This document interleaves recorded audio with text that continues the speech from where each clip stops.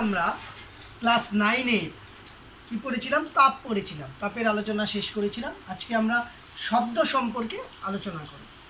তো শব্দ সম্পর্কে আলোচনা করতে গেলে আমরা জানি শব্দ কি? শব্দ হচ্ছে এক প্রকার শক্তি, যা আমাদের শ্রবণের অনুভূতি যোগায়। শব্দ কোথা থেকে সৃষ্টি হয়? শব্দ উৎসগুলো আমরা মাইক বাজতে দেখেছি, সেই যন্ত্র, অথবা সাইকেলের বেল, সবাই নিশ্চয়ই জানো। সাইকেলের বেল্ট যদি দেওয়া হয় তাহলে দেখবে কি হয়, ওই বেলটার উপরে ধরে দেখবে মনে হবে একটা কম্পনের সৃষ্টি হচ্ছে, যেটাকে হাত দিয়ে যদি একটু জোরে ধরা যায় তাহলে সেই কম্পনটা ধীরে ধীরে কমে যায়, শব্দের পরিমাণটা কমতে থাকে। এই যে কম্পন, শব্দ উৎস, সেই উৎসগুলো প্রত্যেকটা উৎস যদি আমরা লক্ষ্য করি দেখব সেখানে একটা কম্পন হয়, অর্থাৎ কোনো কম্পনশীল বস্তু থেকে শব্দের সৃষ্টি হয়। সেই শব্দ উৎসকে বলা হয় শনক। শব্দ উৎসকে কি বলে? শনক বলে। শব্দ উৎসকে শনক বলা হয়। তো শব্দ সম্পর্কে আলোচনা করতে গেলে আমাদের কম্পন জানতে হবে। বললাম কম্পনশীল বস্তু থেকে শব্দের সৃষ্টি হয়। কম্পন জানতে গেলে প্রথমে আমাদেরকে পর্যাবৃত্ত গতি সম্পর্কে একটু ধারণা করতে হবে। পর্যাবৃত্ত গতি কি? যে গতিতে একটি নির্দিষ্ট সময়ের ব্যবধানে বস্তু বারবার ফিরে আসে, পর্যাবৃত্ত হয়, তাকে পর্যাবৃত্ত গতি বলে। যেমন সরল যদি পেন্ডুলামের ক্ষেত্রে দেখি, সরল দোলক বা পেন্ডুলাম, এই যে এখান থেকে ছেড়ে দেওয়া হলো, তাহলে কি হবে? পেন্ডুলামটা এদিকে যাবে, গিয়ে আবার এই পথেই ফিরে আসবে বারবার। আমরা ঘড়ির দোলনের ক্ষেত্রে, দোলকের ক্ষেত্রে দেখি, এই যে এইভাবে থাকে, সেটা এইভাবে দুলতে থাকে, দেখি। এটা হচ্ছে পর্যাবৃত্ত গতি। তো পর্যাবৃত্ত গতি হয়ে গেল। তাহলে কম্পন কি? কোনো পর্যাবৃত্ত গতিসম্পন্ন বস্তু কণা যদি বারবার একই পথে ফিরে আসে তাহলে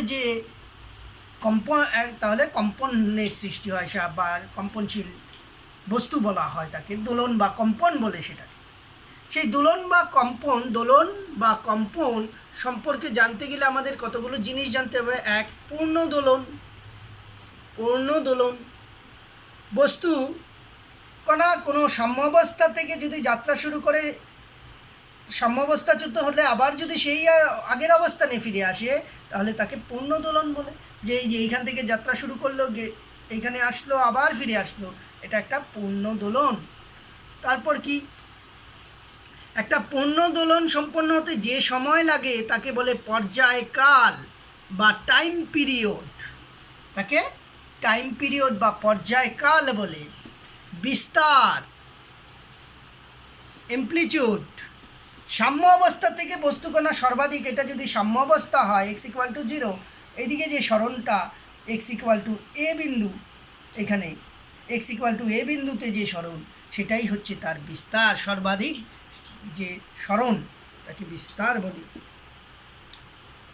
কম্পাঙ্ক, প্রতি সেকেন্ডে যে কয়টি পূর্ণদোলন সম্পন্ন হয়, সেকেন্ডে যতবার কম্পিত হয় তাকে তার কম্পাঙ্ক বলে। আমরা জানি সরল দোলকের ক্ষেত্রে কি, পেন্ডুলামের 1 গেল আসলো, পূর্ণদোলনে 2, তার জন্য কম্পাঙ্ক হচ্ছে n=1/t আমরা জানি। তাহলে 1/2 = 0.5, এত হার্জ, কম্পাঙ্কের একক হার্জ। এটা হচ্ছে সরল দোলকের ক্ষেত্রে। এই জিনিসগুলো আমরা জানবো। এবার শব্দ হচ্ছে কি? শব্দ তরঙ্গ, অনুদৈর্ঘ্য তরঙ্গ। তাহলে তরঙ্গ সম্পর্কে আমাদের জানতে হবে। জড় মাধ্যমের মধ্য দিয়ে কোনো কম্পনশীল স্থিতিস্থাপক মাধ্যমের কণাগুলির সমষ্টিগত আলোড়ন বা কম্পনের ফলে তরঙ্গের সৃষ্টি হয়। সেই তরঙ্গ হচ্ছে 2 ধরনের। তরঙ্গ, বিভিন্ন ধরনের তরঙ্গ পড়ব। তরঙ্গ প্রধানত 2 প্রকারের দেখব আমরা। তির্যক তরঙ্গ আর অনুদৈর্ঘ্য তরঙ্গ। অনুদৈর্ঘ্য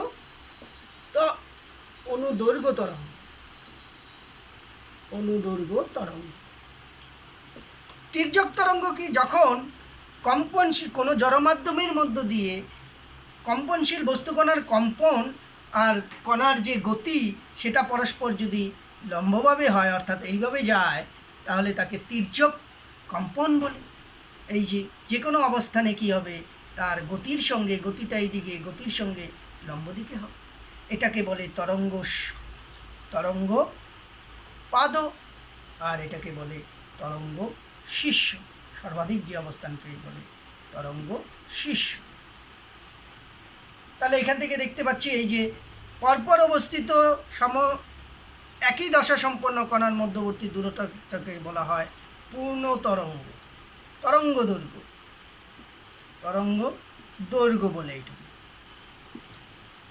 একইভাবে যখন কোনো কম্পনশীল বস্তুকণার কম্পন গতির অভিমুখের সঙ্গে সমান্তরালে হয়, এভাবে হয়, তাহলে তাকে অনুদৈর্ঘ্য তরঙ্গ বলে। স্প্রিংয়ের ক্ষেত্রে আমরা দেখতে পারি স্প্রিংয়ের ক্ষেত্রে অনুদৈর্ঘ্য তরঙ্গের সৃষ্টি হয়। শব্দ তরঙ্গ হচ্ছে অনুদৈর্ঘ্য তরঙ্গ। এক্ষেত্রে তরঙ্গগুলো কি হয়, লম্বভাবে অগ্রসর হয়, আর এটা কণার সরণের সঙ্গে সমান্তরালভাবে অগ্রসর হয়। মনে রাখতে হবে তরঙ্গ বিস্তারের ক্ষেত্রে মাধ্যমের কণাগুলি কি হয়, কম্পিত হলেও তারা স্থান পরিবর্তন করে না, নির্দিষ্ট স্থানেই স্থির থেকে শক্তিটা ধীরে ধীরে অগ্রসর হয় বা তরঙ্গটা অগ্রসর হয়। এক্ষেত্রে তরঙ্গের ক্ষেত্রেও আমাদের ওই কম্পনের মতো কতগুলো জিনিস জানতে হবে, যে পূর্ণ তরঙ্গ সাম্য অবস্থানে পরপর অবস্থিত একই দশা সম্পন্ন দুটি কণার মধ্যে যে দূরত্ব বললাম, এই যে দূরত্ব, এটাকে বলা হয় পূর্ণ তরঙ্গের দৈর্ঘ্যকে বলা হয় তরঙ্গ দৈর্ঘ্য। একটি পূর্ণ তরঙ্গের যে দৈর্ঘ্য হয় তাকে বলা হয় তরঙ্গ দৈর্ঘ্য ল্যামডা। তরঙ্গ বেগ, মাধ্যমের মধ্য দিয়ে তরঙ্গ যে বেগে গতিশীল হয় তাকে তরঙ্গ বেগ বলা হয় ভি। আবার বিস্তার, সাম্য অবস্থার থেকে সর্বাধিক যে দূরত্বটা তাকে বলা হয় বিস্তার। পর্যায়কাল বা টাইম পিরিয়ড, একটি পূর্ণ তরঙ্গ সম্পন্ন হতে যে সময় লাগে তাকে পর্যায়কাল বলে। কম্পাঙ্ক এন দিয়ে লেখা হয় বা ফ্রিকোয়েন্সি এফ দিয়ে লেখা হয়। তাহলে কম্পাঙ্ক কি, প্রতি সেকেন্ডে যে কটি পূর্ণ দোলন সম্পন্ন হয় তাকে কম্পাঙ্ক বলে। এবার এদের সম্পর্ক প্রথমেই বললাম n=1/t জানি আমরা। আর তরঙ্গ বেগ আর তরঙ্গ দৈর্ঘ্যের মধ্যে সম্পর্ক দিন। ধরি যদি n কম্পাঙ্ক হয় তাহলে প্রতি সেকেন্ডে 1 সেকেন্ডে nt পূর্ণ তরঙ্গ হয়, পূর্ণ তরঙ্গের সৃষ্টি হয়। এটা আমরা বলতে পারি কম্পাঙ্ক থেকে। সুতরাং 1 সেকেন্ডে অতিক্রান্ত দূরত্ব কত হবে? অতিক্রান্ত দূরত্ব, একটি পূর্ণ তরঙ্গের দূরত্ব কি ল্যামডা, তাহলে এনটির কত হবে? N lambda. এবার 1 সেকেন্ডে যে দূরত্ব যায় তাকে আমরা কি বলি? গতিবেগ বলি। তাহলে v=n ল্যামডা। এখান থেকে আমাদের ছোট ছোট যে অঙ্কগুলো থাকবে সেগুলো দেখতে হবে।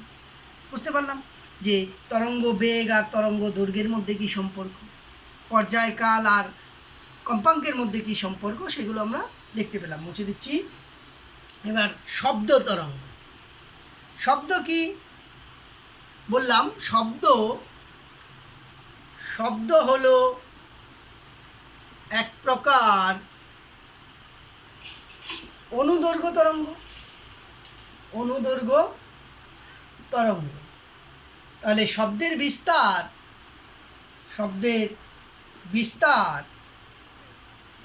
কি হবে? বিস্তারের জন্য জড় মাধ্যমের প্রয়োজন। জড়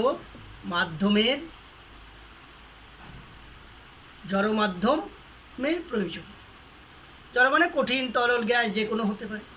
শব্দের বেগটা কঠিনের মধ্যে সবচেয়ে বেশি, তরলে তার থেকে কম, গ্যাসের তুলনায় আর একটু কম। জড় মাধ্যম, সবসময় মাধ্যম ছাড়া শব্দ হবে না। যেমন আকাশে বিদ্যুৎ চমকায়, বিদ্যুৎ চমকানোর ক্ষেত্রে আমরা কি দেখি?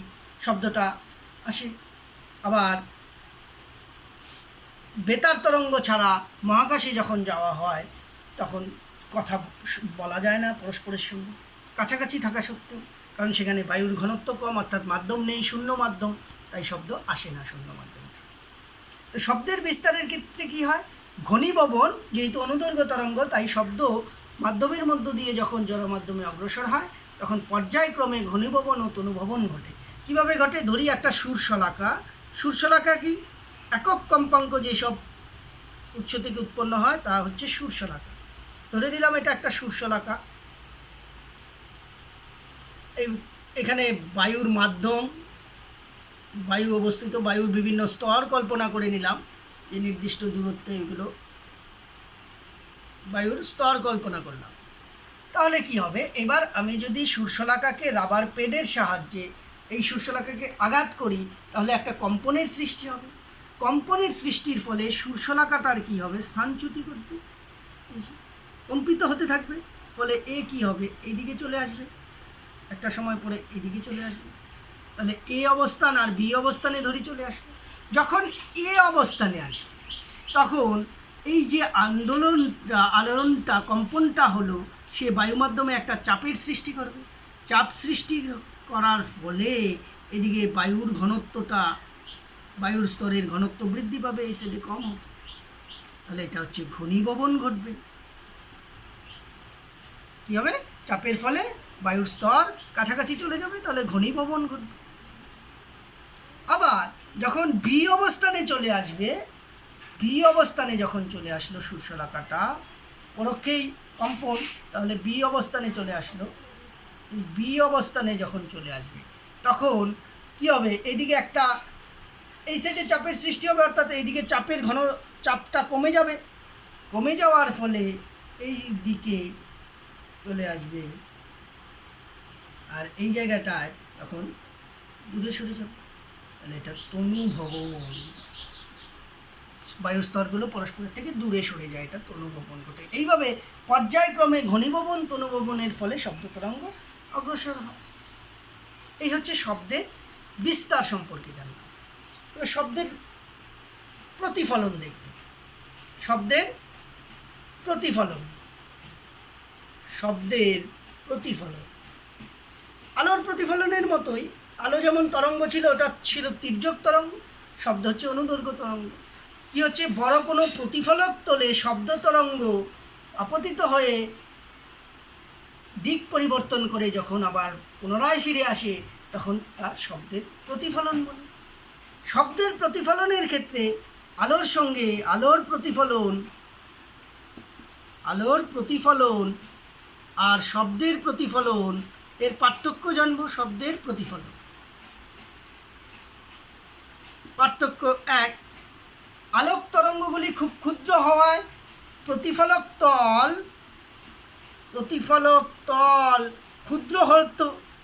ক্ষুদ্র হলেও সম্ভব ছিল। এক্ষেত্রে প্রতিফলক তলটাকে বৃহৎ হতে হবে, বড় হতে হবে। দুই, এক্ষেত্রে কি ছিল? প্রতিবিম্বের সৃষ্টি হতো, প্রতিবিম্বের সৃষ্টি হয় প্রতিফলনের ফলে। আর এখানে প্রতিধ্বনির সৃষ্টি হয়, এক্ষেত্রে প্রতিধ্বনির সৃষ্টি হয়। এই ক্ষেত্রে সাধারণত নিয়মিত প্রতিফলন, মসৃণ প্রতিফলক তল দরকার হতো, অমসৃণ হলেও চলবে সেখানে শব্দের ক্ষেত্রে। এই হচ্ছে আমার শব্দের প্রতিফলনের সঙ্গে আলোর প্রতিফলনের পর। শব্দের প্রতিফলনের প্রয়োগ কোথায়? টেলিস্কোপ দেখেছি আমরা। ডাক্তার অসুস্থ হওয়ার পর ডাক্তারের কাছে গেলে ডাক্তারবাবু কী করে? কানে লাগিয়ে একটা যন্ত্র আমাদের বুকে বা শরীরের বিভিন্ন জায়গায় ধরে। তাতে কী হয়? আমাদের শরীরের ভিতরকার অঙ্গগুলোর যে কম্পন, সেই কম্পনটা ওই নলের মধ্যে দিয়ে বারবার প্রতিফলিত হয়। এই যে নলের মধ্য দিয়ে বারবার প্রতিফলিত হয়ে ডাক্তারবাবুর কানে পৌঁছায় এবং তিনি রোগ নির্ণয় করেন, যাকে টেলিস্কোপ বলা হয়। এগুলো হচ্ছে শব্দের প্রতিফলনের যে প্রয়োগ, ব্যবহারিক প্রয়োগের উদাহরণ। এগুলো তোমরা দেখে নেবে বইয়ে। নেক্সট দিন আমরা প্রতিধ্বনি সম্পর্কে আলোচনা করব। আজকে এই পর্যন্তই থাক, ঠিক আছে? প্রতিধ্বনির ব্যবহার, প্রতিধ্বনির এইগুলোর সম্পর্কে আলোচনা করব। শব্দ, কানের মধ্যে আমাদের যে কর্ণের গঠন, এই জিনিসগুলো বাকি থাকবে, সেদিন পরের নেক্সট দিন আলোচনা করব। আজকে এই পর্যন্তই থাক, ঠিক আছে?